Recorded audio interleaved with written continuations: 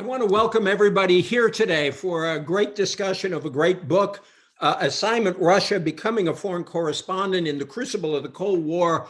It's a real joy to be with Marvin Kalb, someone I have admired all my life. And I am so happy to be here with my questions, but also your questions.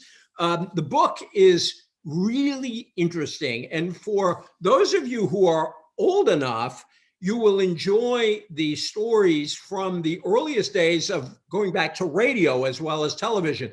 For those of you on the younger side, it's a really spectacular introduction to how the media grew and developed, and particularly how one of the most important people in the history of both radio and television news, Edward R. Murrow, helped build news in the media, but that is to say on the broadcast media, and how he was smart enough to hire a lot of smart people, including Marvin Kalb.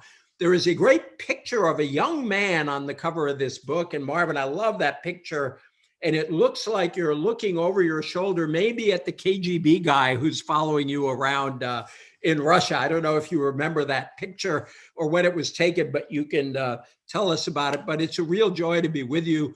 I don't think I have to introduce Marvin, but he's had a very distinguished career at both NBC and CBS, has been affiliated with Brookings, to our great benefit, for a long time.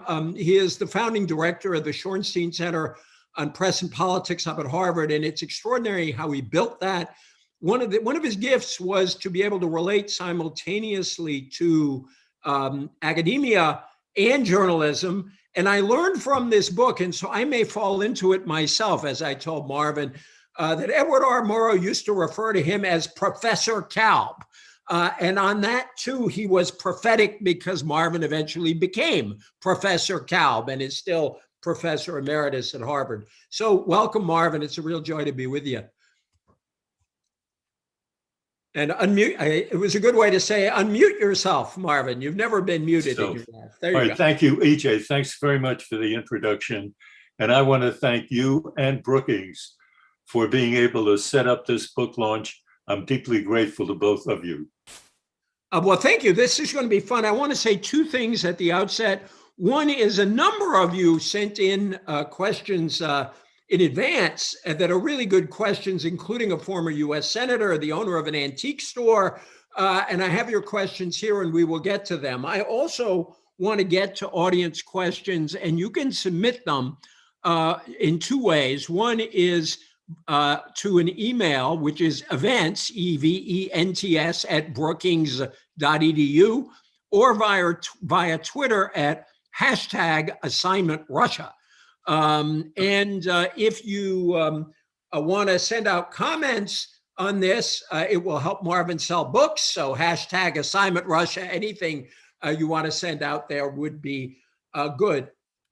Marvin, I really loved the way you began this book and the way you talked about your very first job in journalism, for which you were entirely unprepared. And you tell the story in a very honest way that I think a lot of people at a certain key moment in their first job in a given profession will relate to. Why don't you tell us about your first day on the job? I'd be happy to do that, E.J., and thanks for raising it. It's one of my absolute favorite memories. I was very happily en route to getting a PhD in teaching Russian history, possibly at Harvard, but certainly at another university, when I got a call from Murrow to come down and talk to him in New York. He had read something. Sorry? Well, let me just interrupt you to say, we are going to talk about Edward R. Murrow in a moment because he is such an extraordinary figure, and Marvin has some real insight on him. Go ahead, Marvin. No, I just want to mention that Murrow was the guy who called me and introduced me. In effect, we could talk about this more in a bit.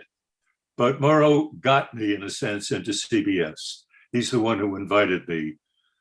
And for my first job, it was to write radio scripts, radio news scripts on the hour for local WCBS. Now, there's a difference between local and network. But I, wrapped up as I was in Russian history, knew very little about that. But I was put into this job. I arrived at midnight, walked into a newsroom that was absolutely empty.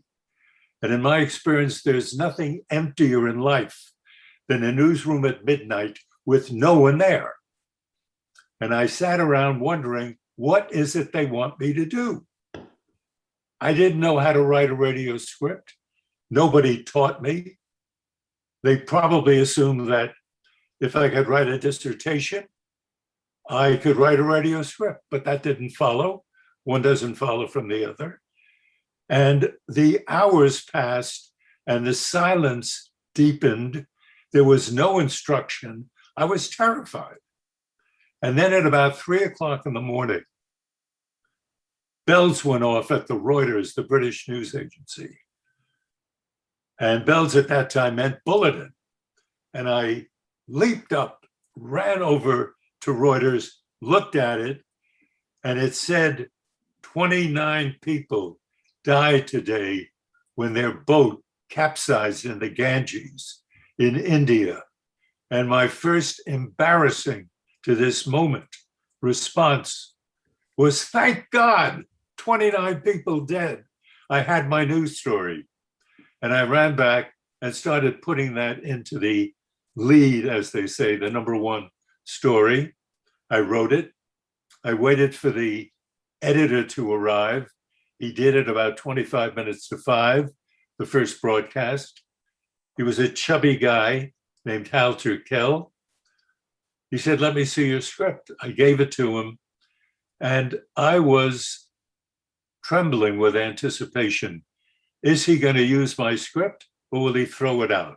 Will I be a failure on my first day on the job or will I succeed? Obviously, I was a flop because he threw out the script, wrote another one. After that, he sat down with me and gave me my first lesson in the difference between local news and network news, how you write for radio as opposed to how you write a book or a magazine article. There were two different worlds. I knew none of this, and thank God for Kalb. He was the first who taught me.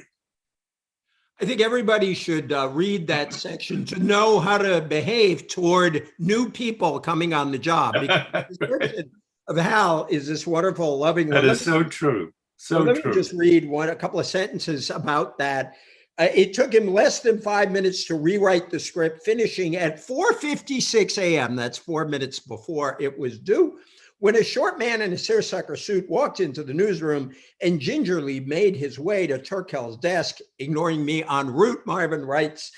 Hal handed him the script. He softly whispered, "Morning, Hal," made his way to Studio 9, where a few minutes later, he delivered the 5 a.m. news with a smooth professionalism that suggested CBS was, as always, an efficient, smooth-running news organization. And I particularly like that because I think one of the things that all journalists get a kick out of is fooling people into thinking that something that can be utterly chaotic is actually a smooth-running news organization. Let's talk a little bit about Murrow. I was recently reading about Murrow, actually, in Lynn Olson's book, Citizens of London, which describes his extraordinary role during the Blitz and during World War II in London. It's a great description of him. And I think, he's still remembered, but far less than he deserves to be as a towering figure in our public life as well as journalism. Could you talk about Murrow? And really, in a way, you are the last in a line of extraordinary people Murrow brought into broadcast news. Yeah.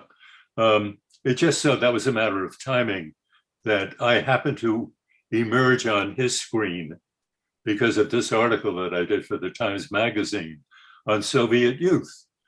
And Murrow wanted very much to learn more about Russia. And let's remember, E.J., that we were in 1957 right smack in the middle of the Cold War. That introduces an entirely new dimension into the analysis. At that time, both sides were set for a nuclear exchange. We came very close during the Cuban Missile Crisis. Fortunately, through the wisdom of Nikita Khrushchev on the Soviet side and John Kennedy on the American side, we missed that opportunity to destroy ourselves. But Murrow understood the importance of Russia. He wanted very much to learn. When I went in to see him that first time, his secretary said, "He's a very busy man, Marvin, 30 minutes tops." I said, "Fine."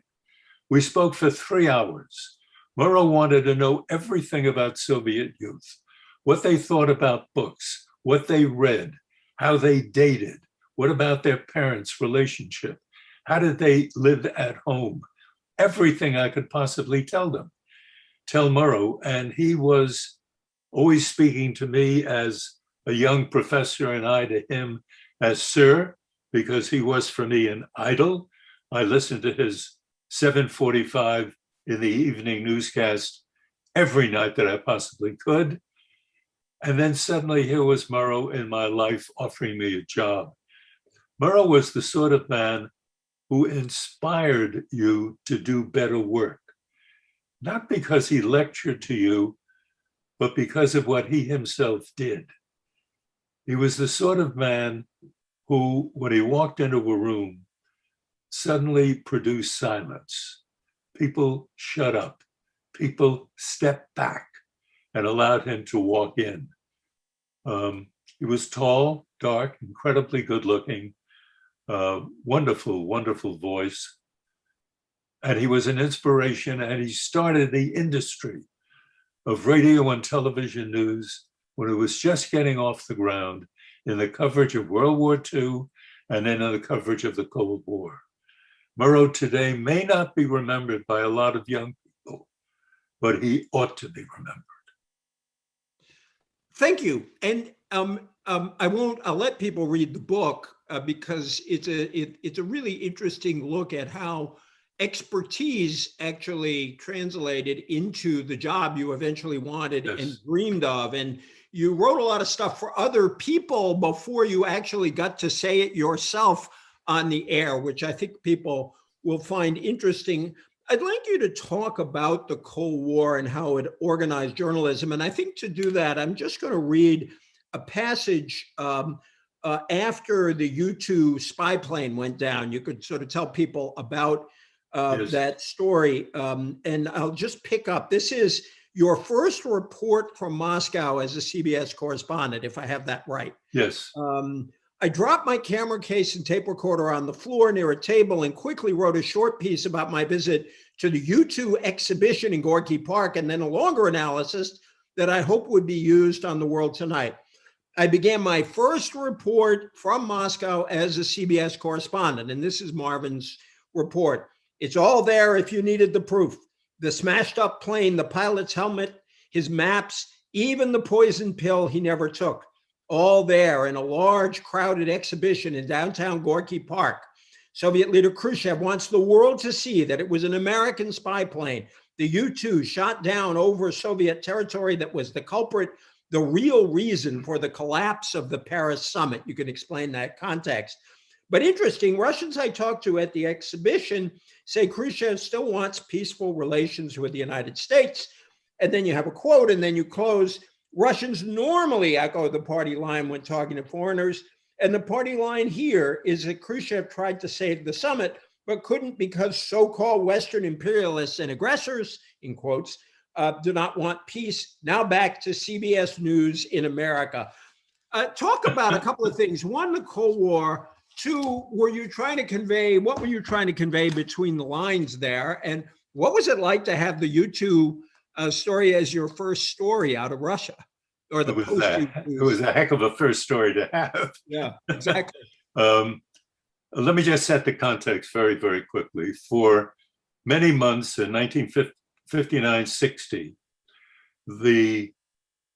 a number of people in the United States government, led by the American ambassador to the Soviet Union, two of them really, Llewellyn Thompson and Charles Bolin, They thought it would be very important for the president of the United States to talk to the president of the Soviet Union. The two nations were poised to go after each other, each stocked with nuclear weapons. And they wanted very much to head off this kind of confrontation. And they thought that Khrushchev was the kind of leader, totally unlike Stalin, who wanted to deal with the West. And so they did work out a summit meeting in Paris in early May of 1960. And that would be an opportunity for Eisenhower and Khrushchev to meet and have a chat and try to settle Berlin, which Khrushchev regarded as a bone in my throat. He had to get rid of that problem, and he was doing it by way of Cuba. And John Kennedy wanted very much to have a disarmament agreement with the Russians, if that was possible. Suddenly, as a high watermark, I think, in Cold War machinations, we sent a spy plane over the Soviet Union in early May of 1960. This was not the first Ike one. is still president, just to set the context. Ike was president, exactly. And this was not the first U-2 plane sent over Russia. There were many others that preceded it, but this was the one that was shot down directly over Sverdlovsk, a major city in the heart of the Soviet Union. Now, when it was shot down, amazingly, the pilot, Gary Francis Powers, was able by parachute to get out of the plane as it was going down. The Russians, of course, got him when he landed and got the plane. And Khrushchev was trying to tell the world, one, that the United States is very bad, trying to upset the balance of power that existed, nuclear power, between the two sides, that the United States had warmongers, that Eisenhower, who came through to so many people as a wonderful guy, he was really a warmonger. And he tried to drum up an enormous amount of popular support for that belief. At the same time, as he went to Paris in mid-May for a summit meeting involving the US, the USSR, Britain, and France. I was arriving for my first summit meeting, my first big foreign assignment, and I was terrified. This was a spooky thing to do. I was there with Dan Shore, Richard C. Honnolet, Alexander Kendrick, David Schoenbrun, all of these icons of the CBS stable of foreign correspondents. I was in the middle suddenly covering Khrushchev. And I had this idea that every time Khrushchev was in a foreign capital, he would take a walk very early in the morning. So I asked my CBS editor, can you give me a crew? I'll go to the Soviet embassy. I'll be there at 6 in the morning. If he comes out, I'll do an interview with him. CBS will have an exclusive. At the beginning, they said no, but then they yielded and said yes. I was there at 6 in the morning. Khrushchev didn't come out at 6:15, 6:30, 6:45. The cameraman said, should we wrap up? I said, no, let's stay till 7. At 7 o'clock, these big steel doors of the Soviet embassy opened. He emerged with 2 bodyguards. I and my crew rushed toward him. The 2 bodyguards immediately reached in for their weapons. Khrushchev looked at me and he said to the guards, no, no, no, he's okay. That's Peter the Great. And that is in itself a wonderful story, because in 1956, Khrushchev and I had a conversation at the American embassy in which, believe it or not, was about basketball, of all things. He looked up at me and he said, how tall are you? I said, 3 centimeters shorter than Peter the Great. To this day, E.J., I haven't a clue as to why I said that. It just came out of my mind. And Khrushchev loved it. And he burst into laughter. Everybody else did. And by the way, whenever a dictator laughs, even on a lousy joke, everybody in the environment also laughs. And I have a feeling that Khrushchev, when he saw me in Paris, really kind of saw a friend. And we walked down the block, and a block and a half away, there is a French bakery producing that early morning magnificent aroma of croissants. And the aroma was breathtaking. Khrushchev stopped, gave it a sniff, and I said, "Mr. Chairman, that is a French croissant. Would you like one?" He said, "Yes." "Is it good?" I said, "It's delicious." And I ran in and I got a bunch of croissants, gave them to Khrushchev and his bodyguards, I to my crew. And then Khrushchev had this look of absolute joy, Slavic wonder on his face when he bit into the croissant. And he said, "Oh, this is really delicious," he said. And I said, "Oh, yes, it is." And then suddenly in my mind, Marvin, get busy. And I leaped in and began to talk to him about Berlin. CBS had a fabulous interview, and I had my first, quote, scoop. And I can only tell you, E.J., because you've gone through it yourself, when you are first starting an assignment and you get a scoop of that dimension at a summit meeting, you are in seventh heaven. And I was at that time. It's a fabulous day. Yeah, I'm just trying to think of the Fox News version of this.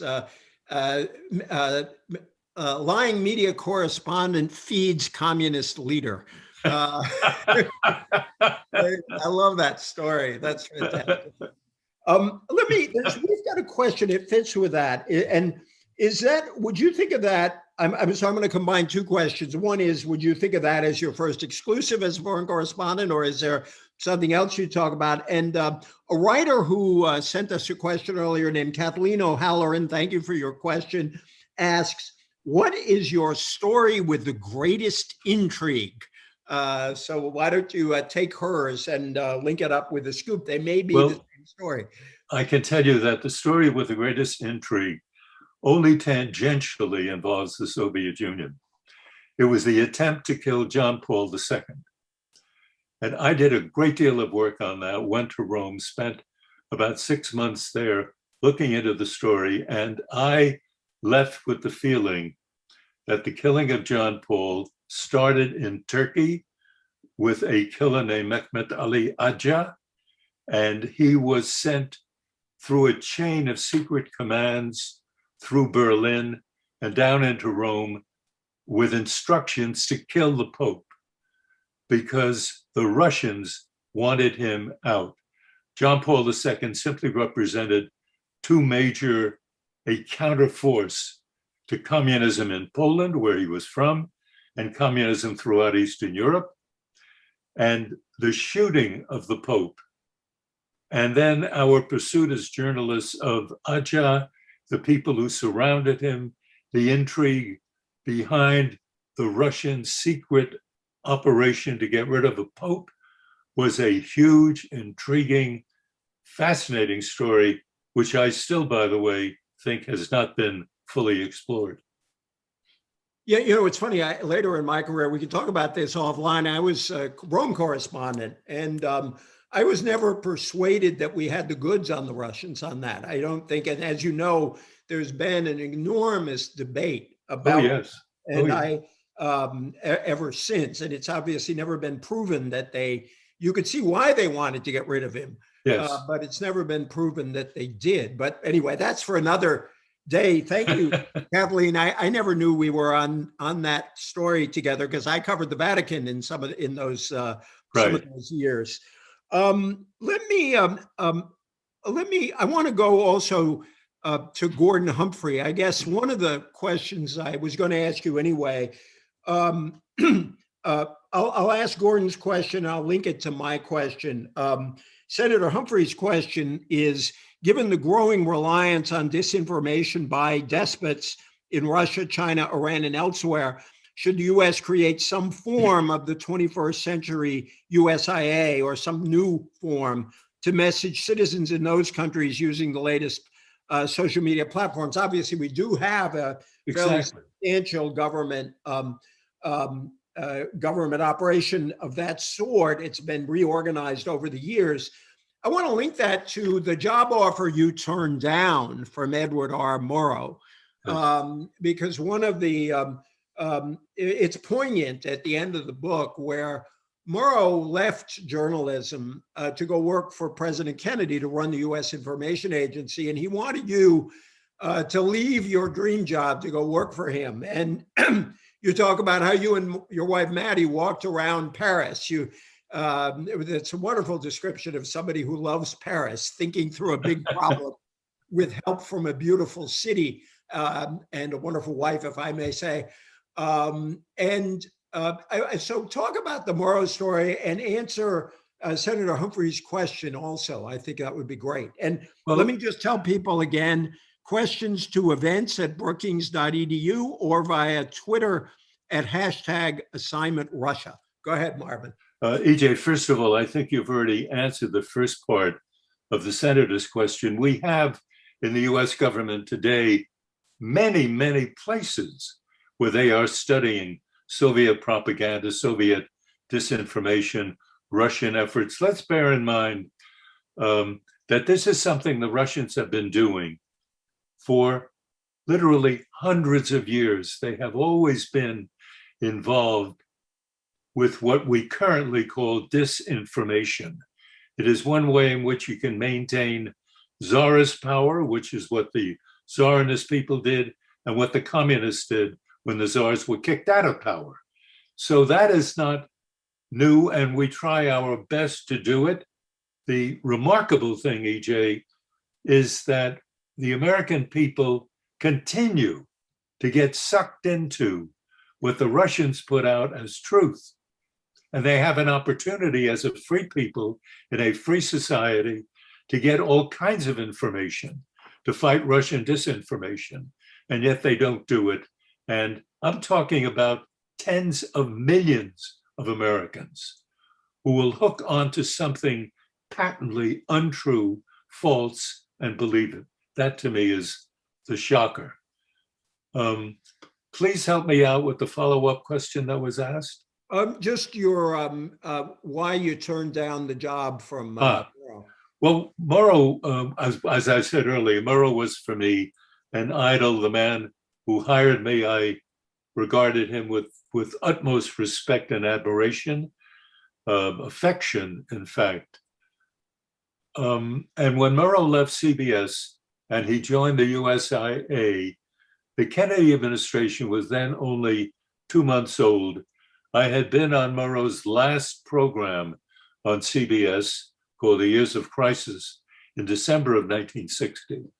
We went back to Russia, and in March, Ambassador Thompson showed me a letter that he had received from Murrow to me, and he handed it to me, and I read it, and he said he had something that he wanted to discuss with me of a sensitive nature, and I would have to leave the Soviet Union to actually talk to Murrow.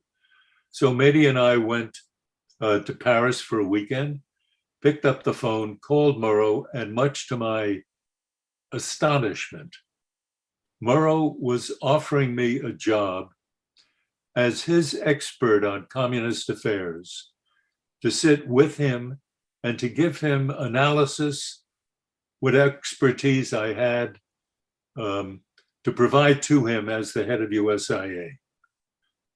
That was a stunner for me, E.J., because I had spent so much of my life trying to get this job in Moscow.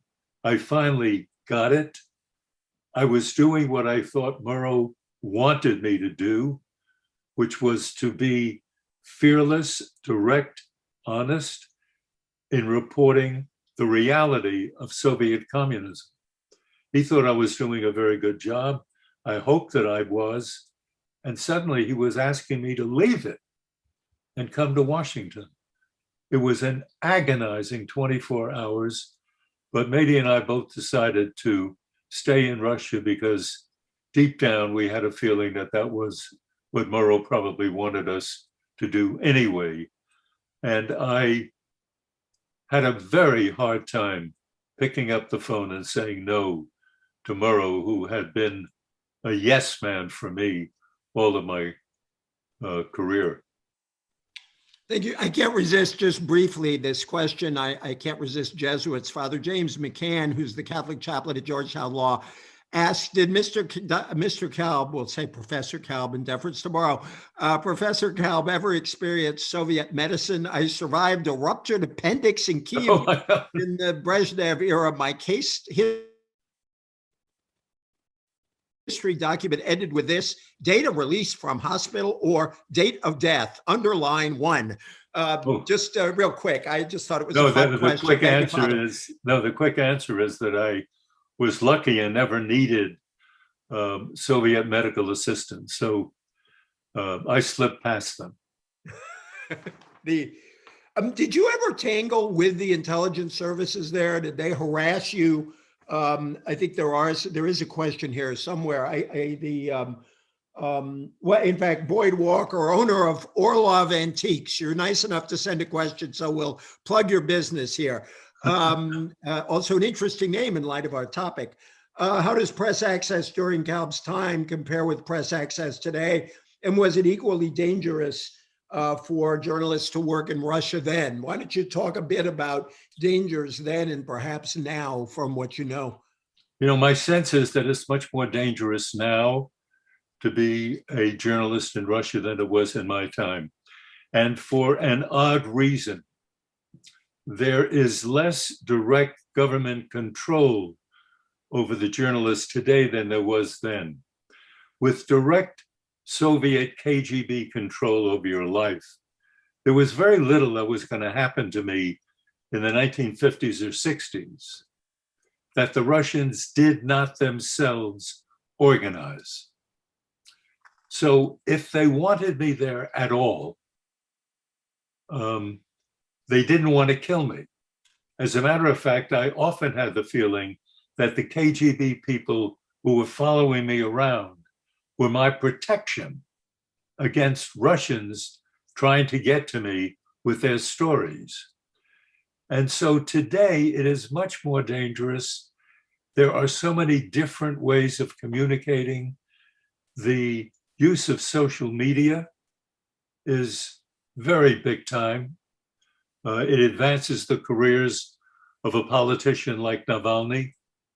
It is a key element of Russians communicating with themselves, reporters in Russia writing about the Russians, or reporters writing about the Russians for consumption in the United States or Western Europe.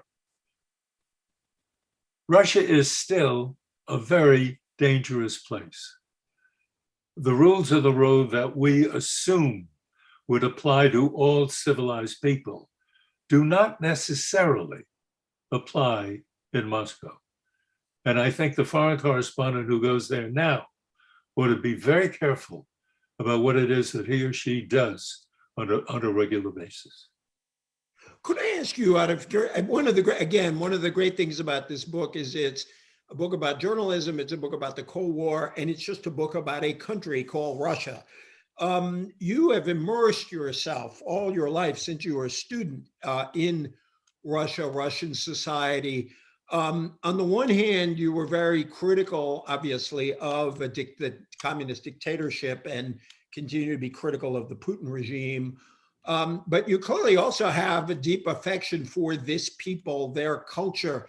I guess maybe I could bring this question together with a specific story, which is, I happen to know the answer, so I'll ask it. What the story that touched you personally more than any that you covered there, and sort of how do you distinguish between your attitudes toward these regimes versus your feelings about Russia, Russian culture, and Russian people?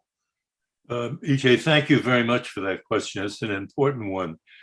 For me, I was always able, and I'm grateful for this opportunity, I was always able to study the ideology of communism as if it was something coming in from Mars. and infecting a certain part of the United States. And I wanted very much to figure out what was going on there, and if knowledge can Affecting a stop. certain part of the United States or of Russia? I'm sorry, I just want to. No, that this kind of infection of communism could come into this planet, be settled in Russia, then in China, and then in large parts of Eastern Europe. I thought it was an obligation on my part then, as a young scholar. I was not a reporter in those days, simply to learn as much as I could about this country. I wanted to know its history, its language, its culture, its literature. I wanted to know as much as possible.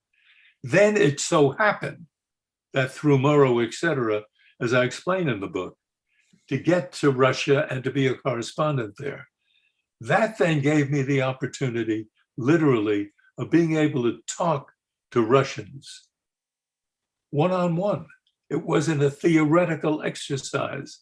It wasn't an academic exercise. It was real.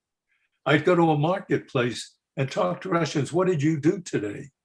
And many of them wanted, first of all, I was clear I was a foreigner, but I was a foreigner who spoke their language. And so they liked that almost immediately. And then I would ask them about their lives, and they would tell me, not all of them. And some of them would lie flat out, and I would know it, and they knew it too. But many of them at the same time would level, and they would want the world to know what was going on. And I thought this was fabulous. The Russian people are a talented people, and you only have to look back into the tail end of the 18th century, right through the 19th. The literature, the poetry, the music, the composers, all of them were fantastic. You can't go anywhere to university today and not study Russian literature, Russian composers, music. So I have enormous admiration for the people and their potential, but unfortunately they have lived too much of their lives under an oppressive political system. I want to sort of we got two kind of direct policy political questions, and I'll put them both on the table for you. One is from John Dobson, a journalist with the Indian Sunday Guardian. I quote, from 1991 and 94, I was a British diplomat at our embassy in Moscow. I therefore witnessed the collapse of the Soviet Union. During that time, I met with many diplomats, military personnel, government officials. I was convinced at the time they all wanted to have genuinely good relations with the West, relations that were destroyed, as Mr. Dobson goes on, by a NATO encroachment on their Western borders, which we promised not to do. Was that an error on our part? Briefly, I think it's something we're going to debate for a long time. Yes. Well, the answer, in my opinion, the answer is yes. I believe that it was an error to have moved as quickly as we did in order to bring NATO forces closer to the Russian border. However, it has to be understood what the context was at that time. And I'm sure that our British friend understands that as well. At that time, most of the West, led by people like Bill Clinton, and led in the Soviet Union, then Russia, by Yeltsin, they wanted very much to come together. They wanted very much for Russia to become part of the West. Russia was also offered at that time membership in NATO. They were the ones, the Russians were the ones who pulled back. They didn't want to go that far. They were afraid. And suddenly the forces of the old time repression came roaring back in and sat on all of these opportunities for the growth of democracy in Russia. So there was an opportunity. If we had not moved our forces closer to the Russian border, possibly the Russians might have reached a different conclusion, but I don't know that. It's a roll of the dice. And an awful lot of smart people felt it was the right way to do things. And a very good friend of mine once said, an American columnist, when you got your foot on the neck of a bad guy, don't let go, push harder. In other words, there was a feeling on the part of many anti-communists in Washington that Russia was in trouble, and this was a time to hurt them, not bring them in, not soften the blow of the loss of communism, but crush them. And that is what the Russians had a feeling we were doing in early 1990, and I think what Putin believes the West is trying to do today. Now, I just have to ask this question because someone named Seta Kaligian, I hope I have your name right, forgive me if I don't, has been hanging on a question for 30 years, which she said you didn't answer when she asked it at the World Affairs Council in Boston when you were with HTS Greenway, a very distinguished foreign correspondent. Do you think the press was biased in favor of the breakup of Yugoslavia? You don't have to go on too long, but I just admire her persistence, so I want to put the question to you. Well, now I've got 30 years. The first name right. Forgive me if I didn't. Go ahead. No, I've got 30 years of perspective now, which I didn't have back then. But I don't believe that the press was doing anything other than reporting it as clearly as they possibly could. That was a huge story at the time. A complicated country like Yugoslavia was breaking up before our eyes. If the press appeared to be in favor of breakup, perhaps it was just appearance, but perhaps also it was an inner desire to see an oppressive system that existed in Yugoslavia actually being broken up. So it might have been a bit of both. And I'm sorry I didn't answer it back then, but I think probably Greenway answered it a lot better than I.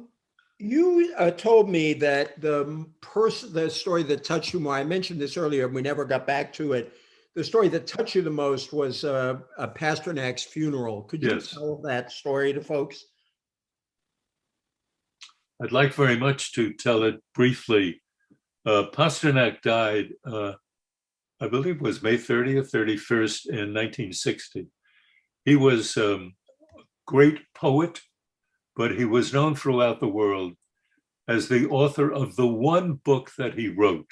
It's amazing to understand that, but he did one book, and it was called Dr. Zhivago, and which became a huge success. And it won Pasternak a Nobel Prize for Literature. He was never able to receive it because the bad guys in Russia held him back. And Khrushchev held him back as well. When I went out to his, I get choked up even now. When I went out to his dacha where he had died, a small community called Pidijelkino, there were hundreds and hundreds of people. They looked to me like ordinary Russians that showed up for this man's funeral. Also, great people showed up for that funeral. Sviatoslav Richter, who was probably the most famous, the best pianist in Russia and perhaps in the world, was there playing at his funeral service. Poets showed up to read their poetry, to speak warmly about Pasternak. I had gone out 3 days before Pasternak died to the dacha, hoping I could get an interview with him. I couldn't because he was already very, very sick, but I didn't know that. 2 days later, of course, there was the bulletin of his death. And when I went out there and saw the number of people in tears, broken down, because they were paying their respects to a poet, and I was thinking to myself, which poet in the United States would draw this kind of popular respect, affection, admiration? I didn't think any. But Russia has a special place in its heart for great poets, and Pasternak was certainly one of those. You have, by the way, and again, this is why readers should take a look at this book. You never got the film that you had. No, I didn't. E.J., that was one of the great disappointments. That's like reads like the pages of a thriller trying to get your film out of Russia. That's absolutely right. I ran out to the airport. You couldn't, in those days, simply send your film out. The Russians wouldn't allow that. So I had to find what we called a pigeon. And I ran out to the airport, and it was the last flight to the Western world. I was looking around for a pigeon, and I saw a woman there. She was there with her daughter, as it turned out. Also, as it turned out, she was from New York. She recognized me because of CBS, and I sort of recognized her because of the way she spoke. And I was thinking to myself, New York, CBS, I've got a pigeon. So I warmed up to her. I talked to her. Her daughter said, is Eric Sevareid really as handsome a man in person as he is on television? Oh, I said, more so, more so. And if you take my film, he'll be in London and he'll take the film from you and you can take a picture with Eric. Well, I that was horrible on my part because Sevareid would never have gone out to the airport to pick up footage.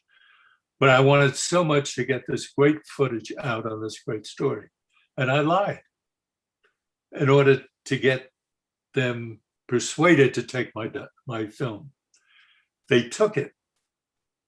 I thought it was on its way, but it never got to London and it never got to New York.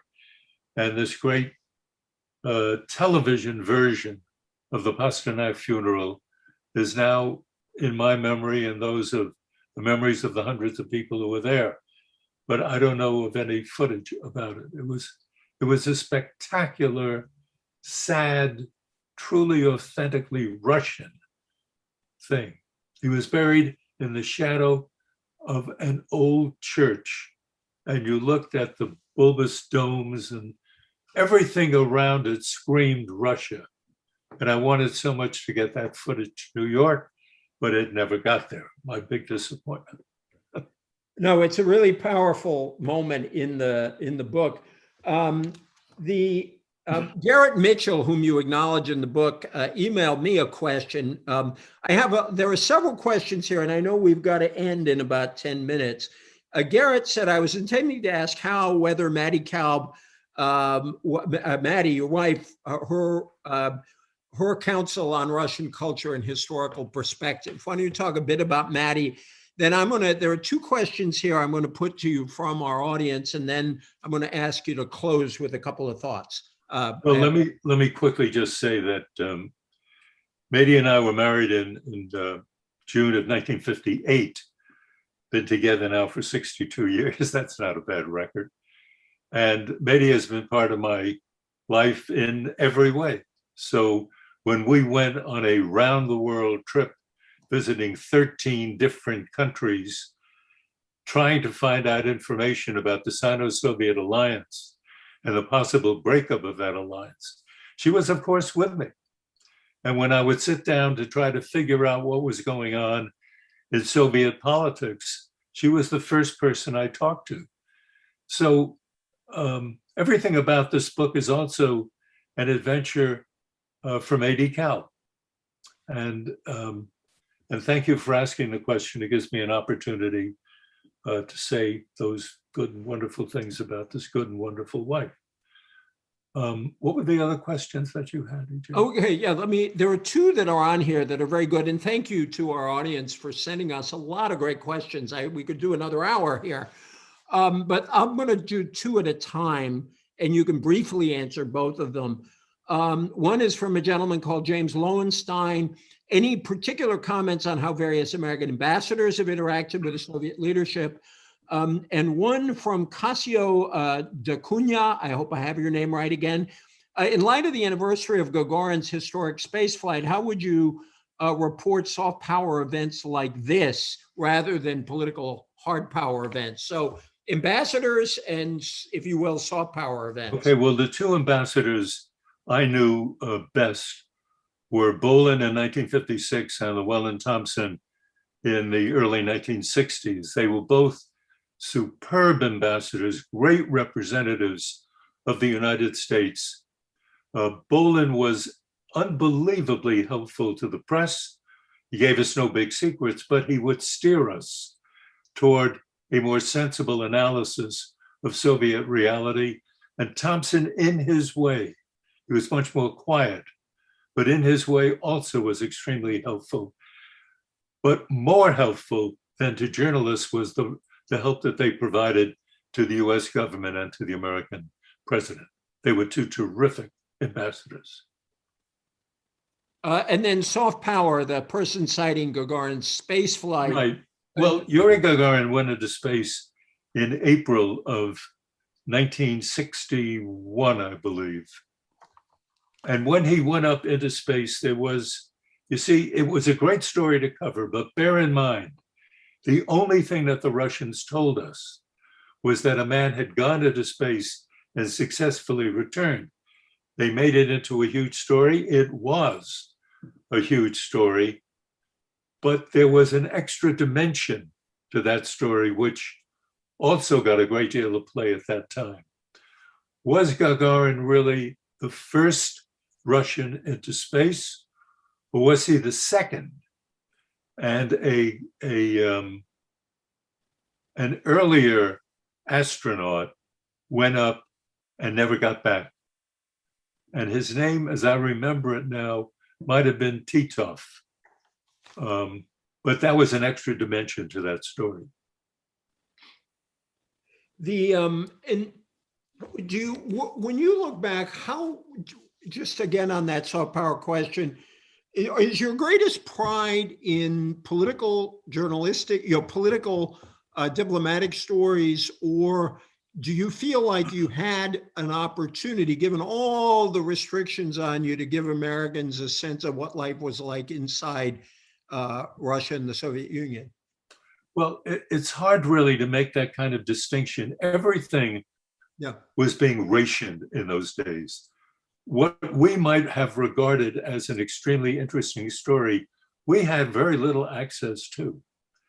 Please remember that in the late 1950s, early 60s, if you were a foreign diplomat or a foreign correspondent living in Moscow, the restrictions were intense, and you did not have an opportunity simply to float around and pick up wonderful soft news stories. They might become available, but only if the Russians wanted you to know that. And because the Russians lied so much, the foreign correspondent was extremely suspicious of anything that was provided free of charge, so to speak. So I can answer unsatisfactorily, I think, but at the same time try to explain that that kind of story was not that easily available at that time. Yep. Let's imagine a graduate student at Harvard now, as you were at Harvard. It could be anywhere. We can say Chicago or Berkeley or any University of Michigan, any of the places. A lot of people feel strongly about their universities out there. Should they go into journalism, and what should we be doing in terms of our knowledge of China? When you think about, on the one hand, we're all hoping we don't have that, you can't completely analogize the Cold War to the situation with China for a whole lot of reasons, but we are entering into what is clearly a difficult period with China. Could you talk a bit about China in light of your own experience? Well, thank you, E.J. When I was preparing for a PhD, one of the subject areas that I specialized in was Chinese history. And I developed a fondness, a deep interest in Chinese history, wanted to know more and more about it. And what I realized back then and realized today much more acutely is that this nation right now is not, in my judgment, I could be dead wrong and I hope I'm wrong. This nation right now does not know enough about what is happening inside China. We have an image of China that is old-fashioned. We have an image of China as a very backward country, struggling very hard to catch up with the West, but never really able to do it. That isn't true any longer. In my judgment, China has made it in a big way, and the United States and the American people have to recognize that China is a country right up there with us, competing for global superiority. And I don't know that we quite grasp it. And therefore, I'm frightened that there may be serious miscalculation in our relationship with China that conceivably could lead to a conflict. God knows, I hope not. But we have to learn much, much more about what's going on in that country, just as we had to learn a great deal about what was going on in the Soviet Union at that time. Okay, I could be here for a long time. I really urge everybody to read this book because I think you will truly enjoy it. I want to ask one question about journalism and one question that goes to your overall philosophy of life. I just want to go back to Murrow. He had a very interesting critique toward the end of his career, gave a speech in Chicago where he really criticized the media. He said, this instrument can teach, it can illuminate, yes, it can even inspire, but it can do so only to the extent that humans are determined to use it to those ends. Otherwise, in a very famous quote, talking of television, it is merely wires and lights in a box. That was Murrow way back in 1958. You have been critical of the media your whole life, even as you served in it. I'm curious, how do you link his critique to the way you have looked at these issues all those years since? And I think that can lead into something that I know you very much wanted to talk about, which is the expression payback that means something very special to you. And somehow I think you can pay back Murrow with your answer to the first, but I'd like you to talk about the second as well. Well, let us remember that when Murrow made those comments in 1958, television news was at a takeoff point. Millions and millions of Americans were becoming acquainted with television news for the very first time. There were small boxes with flickering images. And we know about the tall antenna sticking out of these boxes. We were only as a nation getting into it. And here was Murrow, the great man himself, appearing and saying things. And what Murrow said was devastating for two reasons. One, he said it. Murrow was saying this. And two, that the American people had a different image. They were excited by what it is that they were seeing. There was a lot of entertainment. People were dancing, people were singing. There were charming kind of folk operas taking place on American television. And the American people loved it. And here was Murrow introducing a very sour element. And you read a part of that. He was really saying in that Chicago speech that if you examine seriously what was going on American television, you would find it's not dealing with serious issues. It's dealing only with entertainment. And that was devastating to Murrow because he felt that this industry that he was building was not achieving what he had in mind. And so he had to speak up against it. For me, E.J., the thing that I want to talk about and link it to Murrow is something that I do call payback. And it's not just me who uses that expression.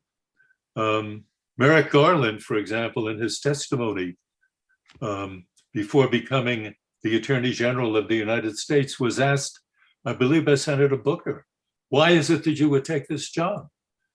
And he said, I want to pay back because I have an obligation thinking about what it is that my grandparents went through.